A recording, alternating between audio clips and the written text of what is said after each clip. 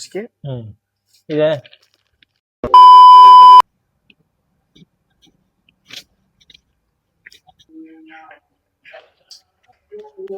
Itu sample reference, sorry. Yang saya cuma lama-lama ni. Aku rasa lama kan.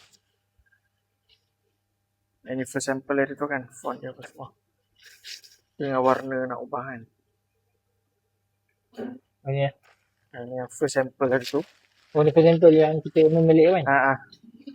So yang ni yang baru. Yang baru lah.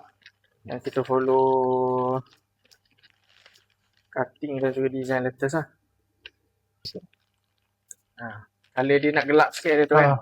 Ni kan cerah sikit kan. Betul. So warna dia pun boleh tengok beza dia. Kita dah gelapkan sikit.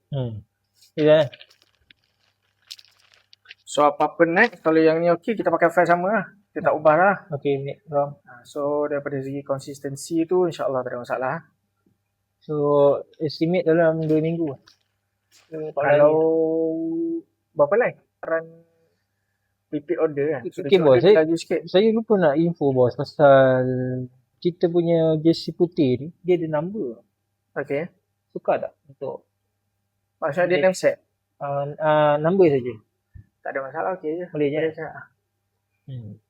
Sebab kita print terus sekali, so kau nak tambah nama ke nombor pun sama je. Proses dia tak makan masa pun lah. Okey, baik, faham. Hari ni saya submit order. Budak saya ni hantar detail lah kat bos. Berapa yang nak order ni. Boleh? Sebab kita pun dah dalam 3 minggu tak ada purchase apa kan. So memang banyak lah. Ni untuk yang Sawangan Cerah sebenarnya? KL ini punya? Semua. Oh, okey. Semua.